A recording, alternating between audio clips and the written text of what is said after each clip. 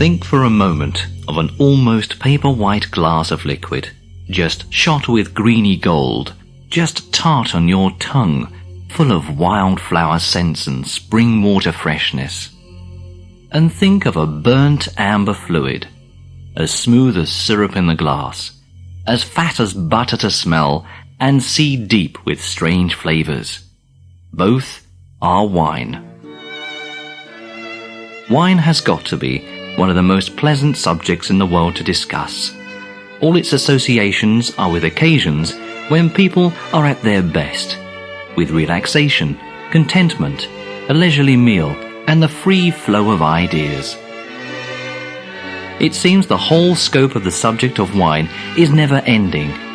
It embraces botany, chemistry, agriculture, carpentry, and economics. Not only is wine a science, it is an art. It has the knack of making ideas, people, incidents, places, and sensations seem larger than life. But where did it all begin? What is the history of wine? We cannot point precisely to the place and time when wine was first made, any more than we can give credit to the inventor of the wheel. Wine did not have to wait to be invented. It was there, wherever grapes were gathered and stored, even briefly, in a container that would hold their juice. Archaeologists accept accumulations of grape pips as evidence of winemaking. Excavations in Turkey and at Damascus in Syria, Byblos in the Lebanon, and in Jordan have produced grape pips from the Stone Age known as Neolithic B, about 8000 BC. But the oldest pips of cultivated vines so far discovered, and carbon dated, were found in Soviet Georgia and belong to the period 7000 to 5000 BC. You can tell more from a pip than just how old it is. Certain characteristics of shape belong unmistakably to cultivated grapes, and the Soviet archaeologists are satisfied that they have evidence of the transition from wild vines to cultivated ones sometime in the late Stone Age, about 5000 BC. If they are right, they have found the earliest traces of viticulture, the skill of selecting and nurturing vines to improve the quality and quantity of their fruit. Historically, written acknowledgements and references to wine and its first home can be found in the Bible.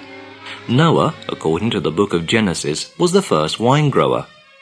After Noah had disembarked the animals, he planted a vineyard. The story goes on to explain how Noah slipped from grace by getting drunk on his own wine. The Bible therefore supports the thesis that the general area of Caucasus was the original home of wine, since it was the mountains of Ararat where the ark grounded in the Caucasian ranges between Turkey and Armenia.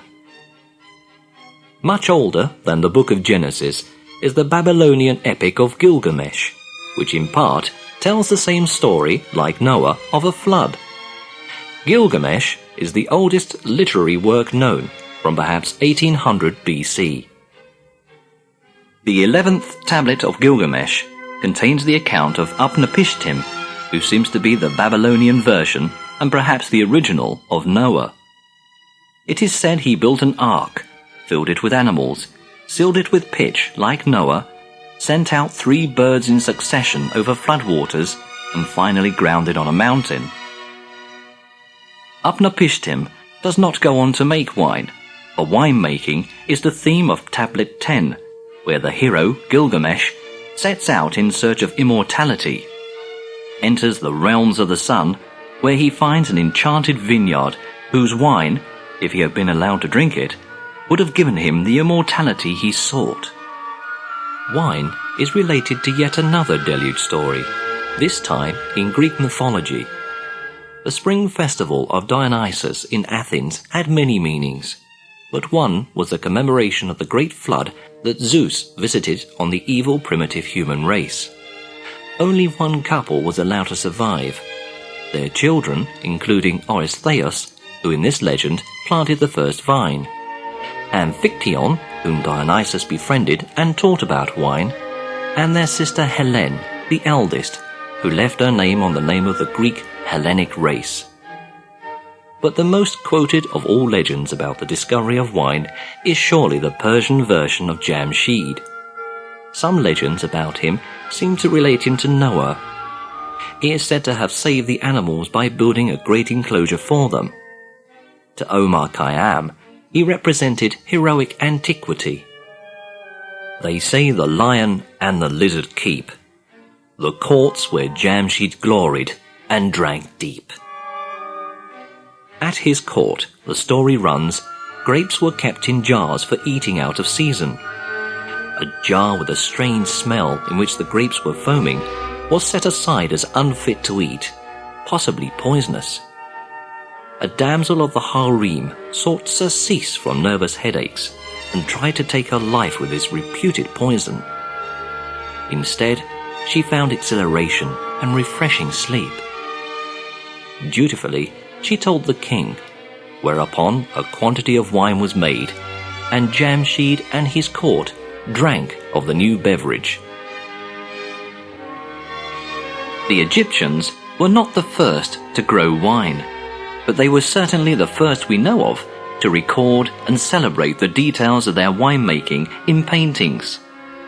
Vintage time in ancient Egypt is an image no more remote to us than the medieval harvest in France, depicted in tapestries and illustrations. What is hard to register is that the activities we can witness so clearly took place between 3,000 and 5,000 years ago, and that the technology of winemaking had by then been thoroughly mastered. There were experts in Egypt who discriminated between qualities of wine as confidently and professionally as a sherry shipper or a Bordeaux broker of the 20th century. Egypt's vineyards were never large. Wine consumption must always have been limited to the rich and the priesthood. The Egyptians buried their dead with food and drink for their survival into the afterlife, where they were expected to entertain friends. The Greeks had every reason to be enthusiastic about their wine. It provided the impetus for the economy of their land. It gave them a pleasure they could find in no other form. But there was more to it than either business or pleasure. There was a mystical element that they expressed through their worship of the wine god Dionysus. As the nature and scope of the Greek world changed following the death of Alexander the Great, his amassed empire split towards the end of the 4th century BC. The influence of Greek thought was felt throughout the Middle East, as it already was in the rapidly expanding sphere of influence of Rome to the west. Yet within 200 years, by the middle of the 1st century BC, Rome had inherited, by conquest or succession, the entire Greek world with the exception of Persia. Wine growing arrived in a rush in southern Italy from Greece. The vine was the anchor the Greeks dug into the Sicilian and Italian shores. It took hold, and so did they. A country just north of centre on the long boot shape of Italy, Tuscany today, was the land of the Etruscans. They grew wine, making it and using it, very much after the fashion of the Greeks, and traded with it, right up into Gaul and beyond the Alps. They were almost certainly in Burgundy before the Greeks, selling wine, not growing it. The Romans invested capital into farming enterprises with serious business intent, and wine growing came top for profitability. The wine trade boomed. There is even a mention of a Roman first growth, the top quality wine of a particular vineyard in the Greek vineyards of southern Italy. As Rome's insatiable appetite for wine increased, so too did the imports from the Roman provinces of Spain and Gaul.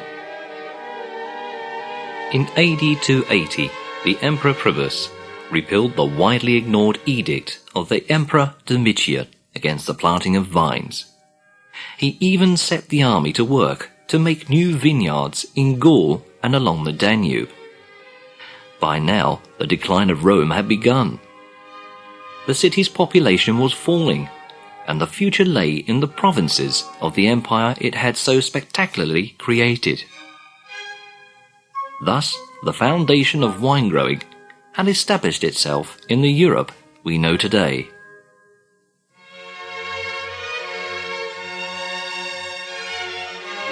Over the centuries, as the traders and travellers spread from the Middle East, bringing with them their winemaking skills, consideration on where to plant a vineyard depended on two factors: the type of soil and the choice of vine.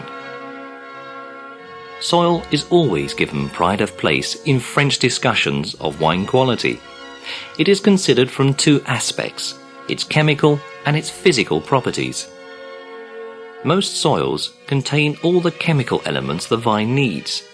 The physical factors that affect quality are texture, porosity, drainage, depth, and even colour. In cool climates, anything that tends to make the soil warm is good. Stones on the surface store heat and radiate it at night. Darker soil absorbs more radiation. In Germany, vine rows are positioned to expose the soil to maximize sunlight. Dry soil warms up faster. Another important advantage of good deep drainage is the fact that it makes the vine root go deep to find moisture, which maintains a stable environment. A sudden downpour of rain before harvest will not instantly inflate the grapes with water. Like any variety of plant life, its ability to survive depends on the soil it is planted into and the climate and environment in which it has to survive. The vine is no exception. It is assumed the early wine growers experimented with different varieties to find the vines best suited to a particular area.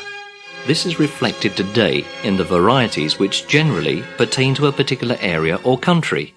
For example, the German Riesling and the Gewürztraminer of Alsace. Vitis vinifera is the botanical name given to a vine which produces grapes for winemaking. The wine is the juice of the grape. Every drop of wine is rain recovered from the ground by the mechanism of the grape-bearing plant, the vine. For the first 4 or 5 years of its life, the vine is too busy creating a root system and building a strong woody stalk to bear a crop of grapes. If allowed, the vine will run wild, bearing fruit but spending most of its energy extending its root network. That is why in modern vineyards, the vine is cut back almost to its main stem once a year in midwinter. When planting a vineyard, every vine has to be a cutting, either planted to take root on its own or grafted to a rooted cutting of another species. The little slips are put in sand in a nursery for a season until they form roots. Then they go out into rows. In a traditional vineyard, this is 1 meter apart, but often today 1.5, 2, or even 3 meters apart. As the vine grows, its roots penetrate the earth. While young, the vine's roots are near the surface and are prone to drought or flood and even manure. But if the soil near the surface does not provide enough food, the roots will go down into the earth to give stability to the vine. Regrettably, vines are subject to diseases. Some varieties fall sick to one particular disease, like oidium or mildew, so readily that these varieties are being abandoned. The best varieties combine reasonable hardiness with fine fruit. One insect pest is disastrous: the phylloxera, which lives on the roots of the vine and kills it. In the 1870s, it almost destroyed the entire European vineyards, until it was discovered that the roots of the native American vine were immune. Virtually every vine in Europe had to be pulled up and replaced with a European cutting, grafted onto a rooted cutting from an American vine. Most vines are today treated with sprays to prevent insects, molds, and rots from destroying the vines.